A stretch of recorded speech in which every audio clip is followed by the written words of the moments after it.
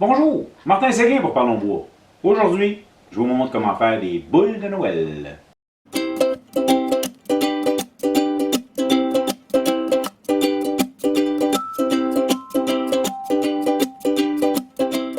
Oui, des boules de Noël. Et c'est assez facile à faire au tour à bois, naturellement. Ben, c'est rond. Quand quelque chose qui est rond, ça va bien avec le tour à bois. J'achète les petits kits chez mon fournisseur habituel, William Woodwright, penblanks.ca. Ça se vend un peu partout. Donc, le coup qu'on a le kit. Mais le kit ne contient pas grand-chose. Il contient 3 pièces. Un petit tube de laiton, puis les 2 bouts de la boule. C'est tout.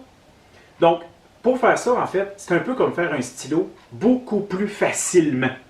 Si vous tournez déjà des stylos, c'est la même technique. OK? Vous pouvez recycler, passer des vieux blocs de bois.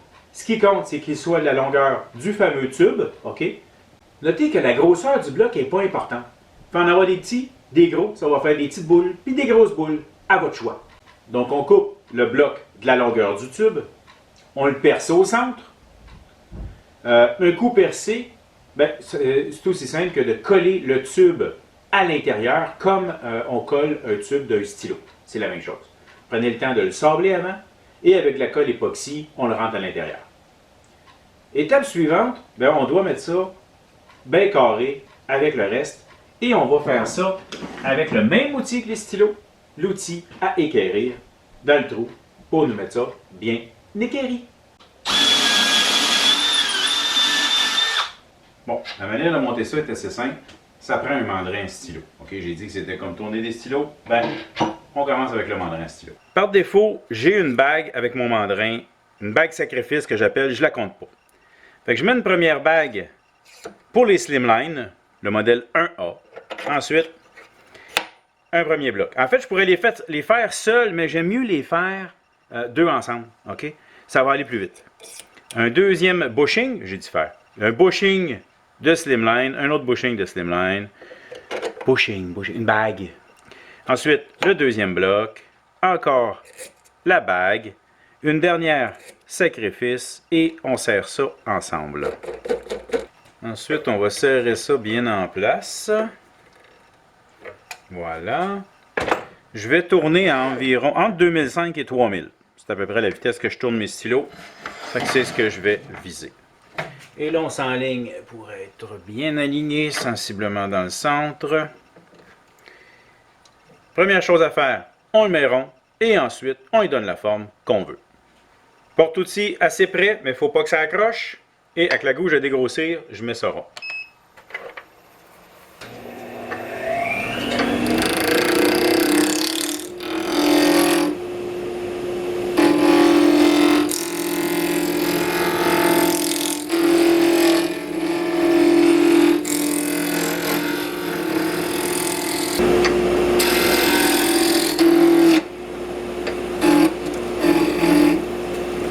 Vous avez vu qu'il a tourné dans le beurre un peu, OK? C'est soit que le tube est mal collé à l'intérieur ou que la bague ici n'est pas assez serrée. Donc, voilà, il était slack. Je continue.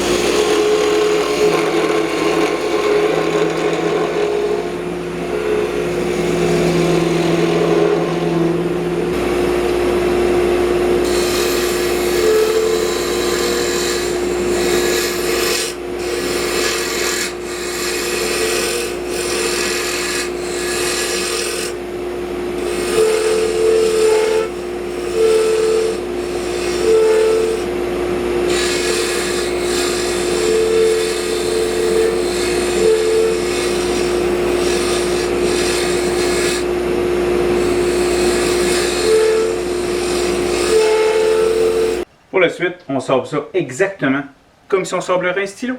Du 150 au 600.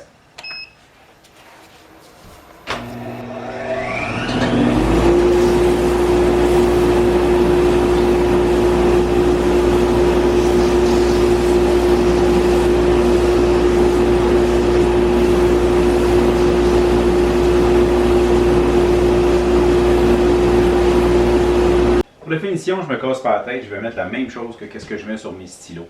Ça pourrait être de l'huile, ça pourrait être du poli du tourneur.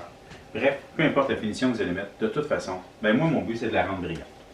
Donc la manière que ça fonctionne, le shell à wax, c'est qu'on met une goutte, on passe une petite couche, on laisse imbiber, pas trop longtemps, et ensuite rapidement avec une deuxième, on vient et on doit le lustrer.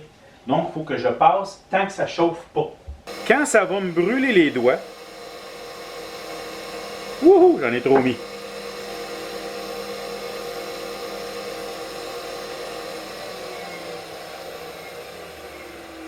Je mets toujours ma première couche, c'est vrai, au ralenti.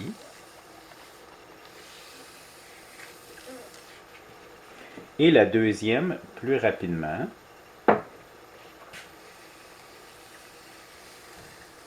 Et la deuxième, en fait, il faut la faire cuire. Et tant que, justement, mes doigts ne brûlent pas, ça veut dire que c'est pas prêt. Là, je vais augmenter la vitesse. 2005. Sensiblement la même chose que quand j'ai tourné tantôt.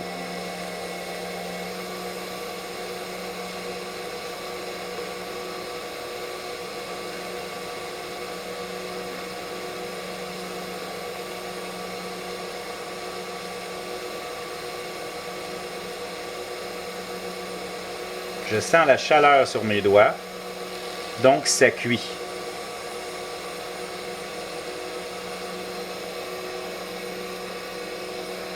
Ma pièce qui est un peu plus grosse, elle, je la fais un peu moins vite, naturellement.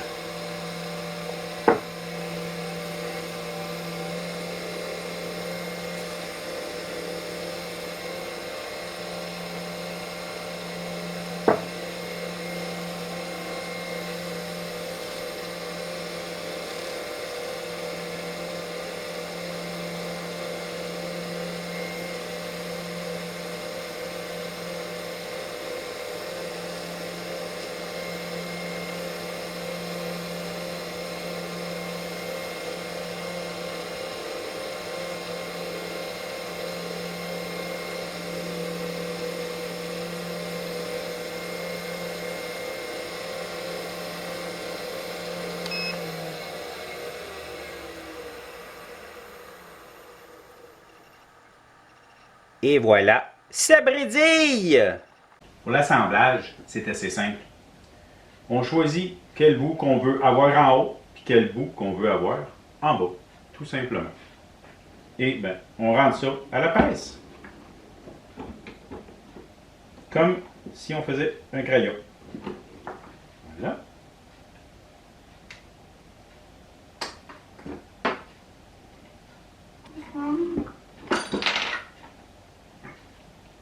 C'est plus facile à dire qu'à faire.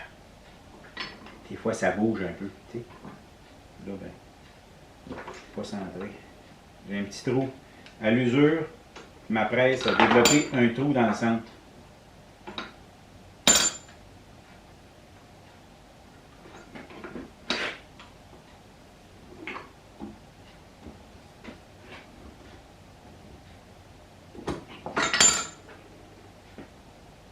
Et voilà, une première. Et bien voilà, c'était comment faire des petites boules de Noël autour à bois. J'espère que vous avez apprécié. Merci. C'est déjà fini. Ben oui. Si vous ne voulez pas manquer mes prochaines vidéos, il y a le piton s'abonner en bas avec la petite cloche de notification qui va faire en sorte que vous allez être le premier à être mis au courant que je viens de sortir une nouvelle vidéo. Gênez-vous pas également de commenter et de mettre un pouce en l'air. Ça aide. Vous pouvez également me suivre sur mes réseaux sociaux. Il y a Instagram, mais ça, c'est juste pour des photos. Il y a Parlons Bois, la page Parlons Bois sur Facebook, où est-ce que je montre des choses que vous ne verrez pas ailleurs. Et il y a également le groupe Parlons Bois. Ça, c'est un endroit où est-ce que vous pouvez participer en montrant ce que vous faites, en aidant les autres ou en demandant de l'aide. Parlant d'apprendre, si vous avez des projets que vous voudriez qu'on fasse ensemble pour développer ou apprendre une certaine technique, communiquez avec moi, on va s'arranger.